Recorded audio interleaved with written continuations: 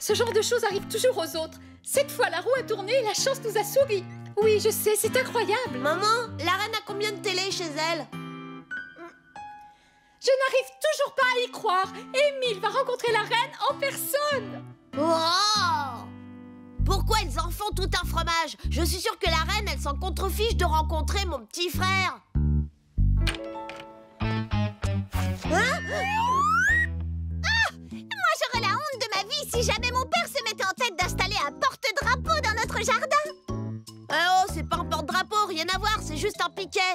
S'il te plaît, Lucas, peux-tu aller me chercher l'Union Jack à la cave? Qu'est-ce que je t'avais dit? Selon la tradition, on va hisser le drapeau en l'honneur de la rencontre entre la reine et Émile. Oh, c'est pas possible, ma famille me fait vraiment honte. Va me chercher le drapeau, vite!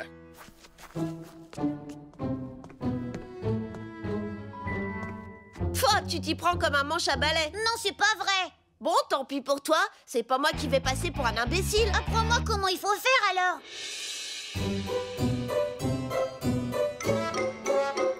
Tu es sûr à 100% que c'est bien comme ça qu'on salue la reine? Oui, ceux qui ne font pas comme ça, ils les enferment dans la grande tour de Londres. Non! Ensuite, ils aiguisent une énorme hache et quick! Maman! Lucas est méchant, il dit qu'on va me couper la tête. Lucas, tu es vraiment insupportable. Et mon drapeau, alors, tu l'as? C'est bon, je vais le chercher.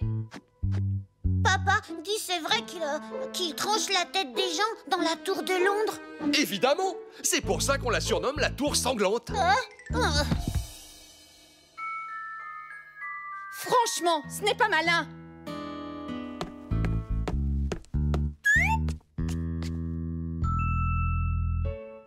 Oh.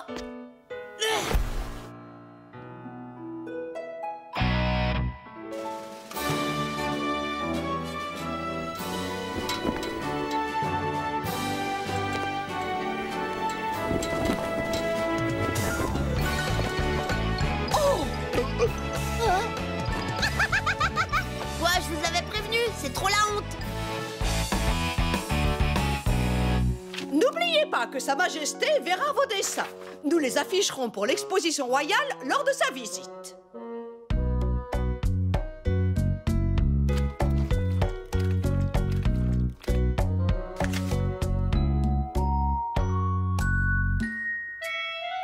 Qu'est-ce que c'est que cette horreur?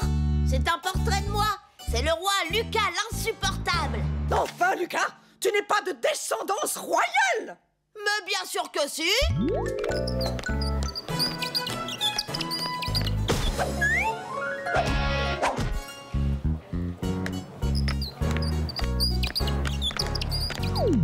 Ça explique tout.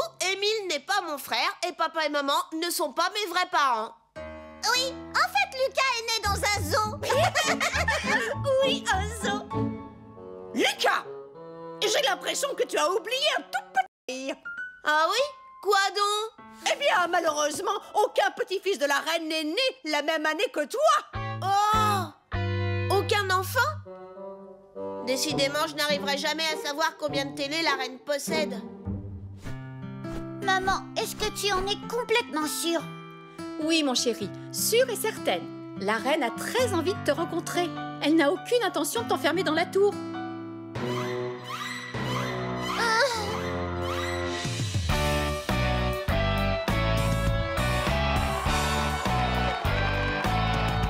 Êtes-vous prêts à acclamer Sa Majesté la Reine, la seule et l'unique? Hip hip hip! Hurrah! Hip hip hip! Hurrah! Hip hip hip! Hurrah!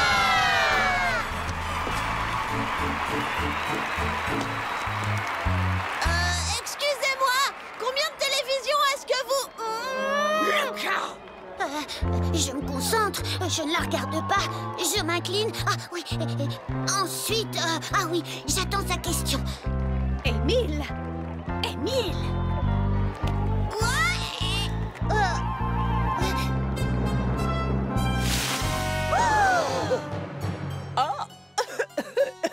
Oh, merci, il est splendide. It's so easy being me. I'm hard-headed. Suivant! tu sais te servir d'une guitare? Eh bien, pas du tout. Non, mais je sais tout un tas de choses très intéressantes. Suivant! Je te l'ai dit et je te le répète, pas de filles dans notre groupe. Ah! J'ai trouvé qui sera le 3e membre. Écoute, si tu acceptes de jouer avec nous, tu deviendras officiellement le capitaine Émile du gang de la main pourpre. Capitaine, ça veut dire que j'aurai de grandes responsabilités? Oui, enfin, si on veut. Il va de soi que je reste le chef. Et moi, évidemment, je suis son second. Du coup, tu serais 2e second. Qu'est-ce que tu en penses de ça? Waouh! Ouais, j'accepte. Mais on va pas avoir le temps de répéter. Oh, te fais pas de soucis pour ça, va. À moi le concert des rats enragés. Nous y voilà. Vous êtes prêts à tout donner, j'espère? Parce que c'est le grand jour. Oui, le grand jour de notre victoire. Et du même coup, de votre lamentable défaite. Ouais, lamentable. Et si jamais elles avaient raison? Si on échouait lamentablement? Faut se détendre. Aucun problème. Tout est sous contrôle. Ces billets de concert sont pour ainsi dire dans ma poche.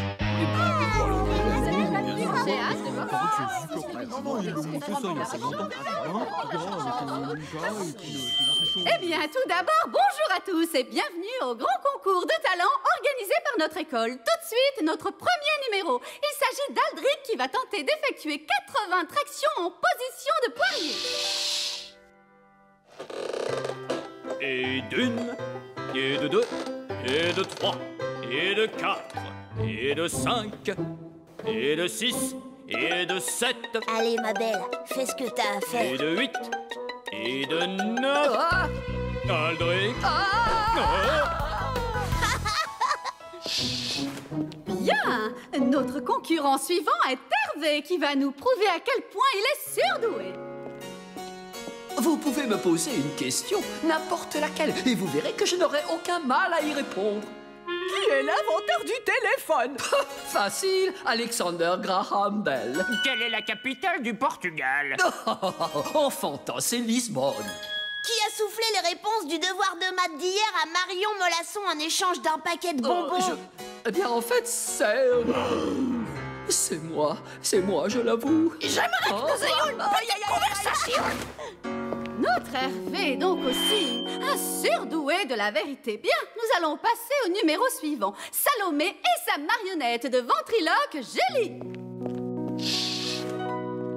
C'est la poisse. J'ai perdu ma montre. Pourrais-tu me dire, ma chère Julie, l'heure qu'il est? Bah non, ça change tout le temps ce truc-là. C'était à moi de dire cette réplique. Toi, tu devais répondre, je sais pas, c'est tout. Ça aussi, ça a changé. Waouh, elles sont vraiment drôles. C'est pas très bon pour nous. Ouais, je vais donner au public une bonne raison de rire, vous allez voir.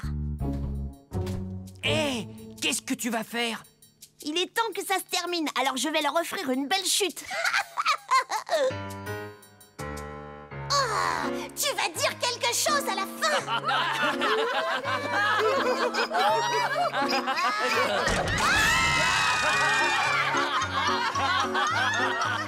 Et voilà le travail.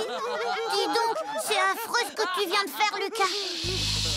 Voici venu le moment tant redouté de la dernière prestation. Veuillez accepter mes excuses, messieurs, dames, car je dois vous annoncer Lucas et les insupportables. 2, 3, 4, ouais!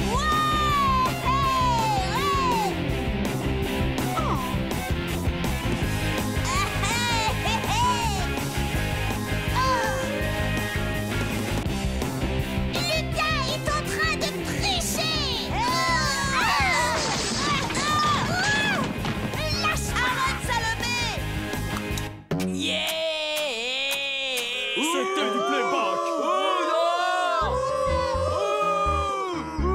Lucas, allez, hop, dans mon bureau. Et toi aussi, Xavier.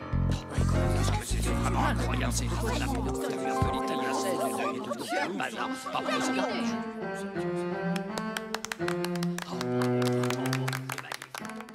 So easy being me. I'm hard Henry.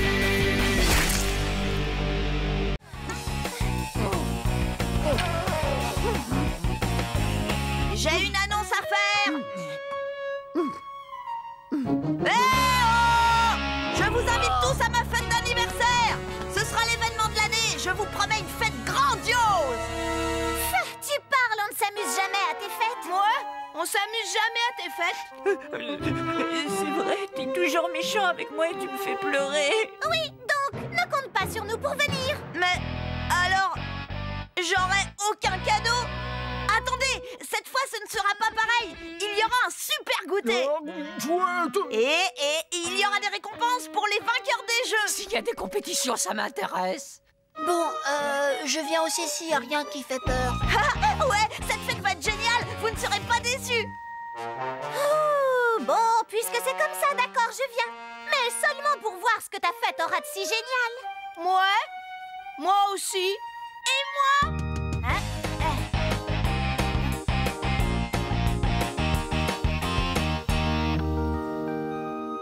Ensuite, les fourmis creusent minutieusement des galeries dans le sol afin d'y construire leur nid. On regardait. Programme de la super fête d'anniversaire de Lucas. Petit 1, le goûter. Des chips, des hamburgers et des tonnes de frites. Des carottes. Miam, miam. Des tartines de beurre de cacahuète et plein de jus de fruits, par exemple à la pomme. Petit 2, le trajet pour aller à Zap Laser. Une douzaine de limousines de luxe.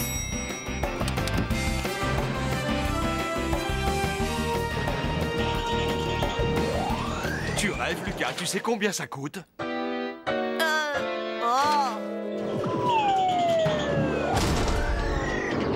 Allez-y en bus, ce sera bien plus respectueux pour l'environnement. Qu'est-ce que ça peut te faire, Limace? T'es pas invité. Lucas, bien sûr que si, il est invité. Je te rappelle qu'Émile est ton frère. Non, il va faire que nous embêter. Lucas, tu es vraiment insupportable. Si tu n'invites pas Émile, tu ne fais pas de fête. Bon, d'accord. Mais je te préviens, Limace, t'as pas intérêt à traîner dans mes pattes.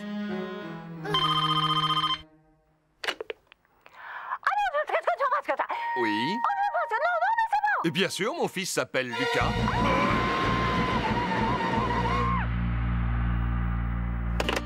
Lucas, la dernière fois que tu es allé à Zap Laser pour l'anniversaire de Xavier, est-ce que tu avais cassé tous les pistolets? Non. Ou bien mis de la boue dans les combinaisons des autres? Non. Et de la colle dans leurs bottes de cosmonautes. Ah oui, c'était très drôle, ça. Non, c'était pas moi. En tout cas, tu n'as plus le droit de remettre les pieds à Zap Laser. Alors, il va falloir faire le goûter d'anniversaire à la maison. C'est ça? Non. Je veux aller à Zap Laser. J'ai promis à tout le monde qu'on allait trop bien s'amuser. Ne t'inquiète pas, ton père connaît plein de jeux sympas. Oh.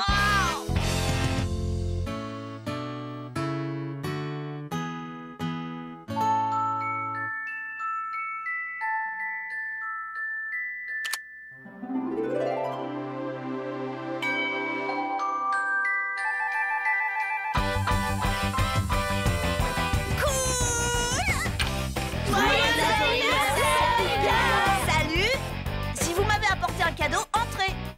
Sois gentil avec tes camarades.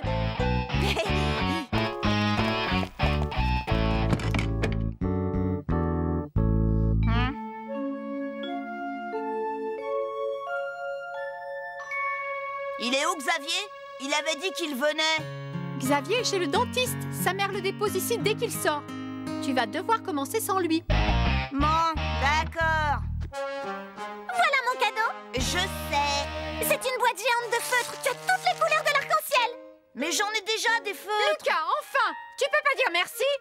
Merci beaucoup, Salomé. Suivant. C'est une couverture polaire. Je l'ai choisie avec maman. Elle est très chaude. Oui, ça se voit. Oh. Ah, si tu n'en veux pas, moi je te l'emprunterai. C'est génial. T'as été gâté, t'as eu des savons qui sentent bon, un CD de contes de fées, une cravate.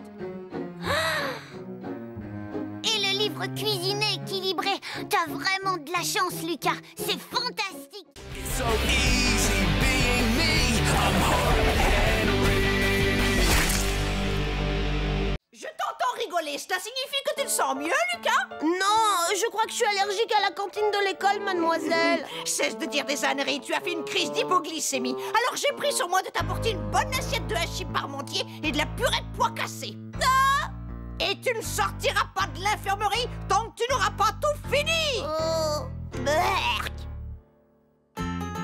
Et connaissez-vous quelque chose de meilleur qu'une bonne salade? Bon appétit et à la semaine prochaine! Oh, tous mes copains de classe apportent leur panier repas à l'école. Non, c'est non, il n'en est pas question. C'est trop de travail. Et en plus, tu ne manges jamais ce que je te donne. Mais je ne veux plus manger à la cantine. Moi, j'adore manger à la cantine. C'est délicieux, je me régale. Toi, la ferme, Limace. Maman, Lucas m'a encore traité de limace. Lucas, tu es insupportable. S'il vous plaît, je vous en supplie, je peux apporter un panier repas à l'école. Ah, d'accord, mais seulement si tu promets de tout manger. Youpi! À moi les joies du panier repas.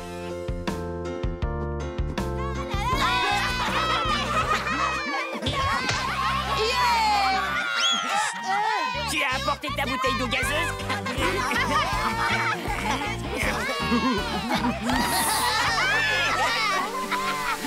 Je te remercie, Lucas. Tu nous as apporté la preuve irréfutable, si besoin était, qu'il règne l'anarchie la plus totale en salle de repos. Vous connaissez tous Greta, la dame de la cantine? À partir d'aujourd'hui, elle surveillera votre repas.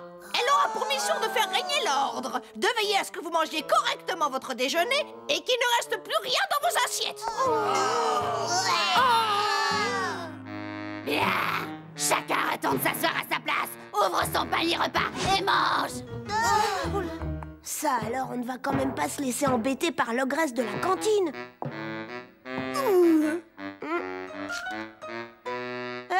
C'est à moi.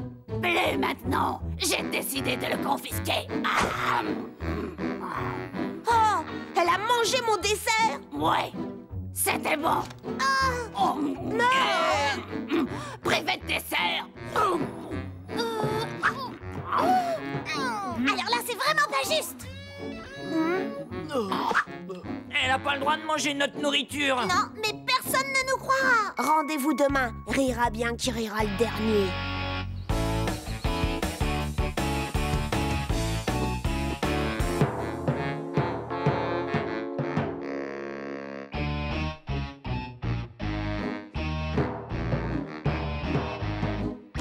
Qu'est-ce que tu as apporté comme dessert?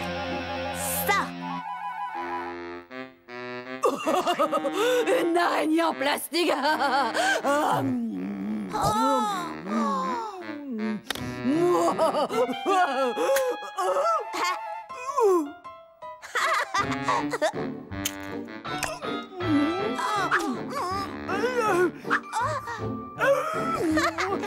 Tu ne l'auras pas.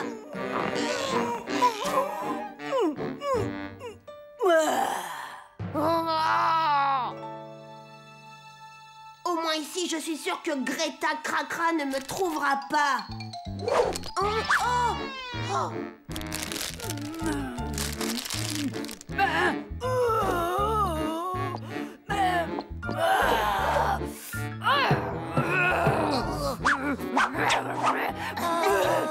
Dessert!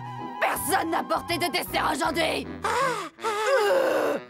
Écoute-moi bien, mon petit Bernabé, si tu ne me dis pas tout de suite où Salomé a caché son dessert, je t'envoie à la cantine manger avec les autres! Et tu sais quoi? On m'a dit que c'était du ragoût de pâte de cochon aujourd'hui! Dans sa chaussette.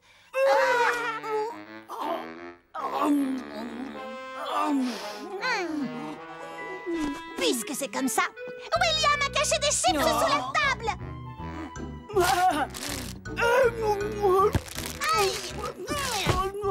Lucas a caché un biscuit au chocolat dans ses affaires de football, mademoiselle.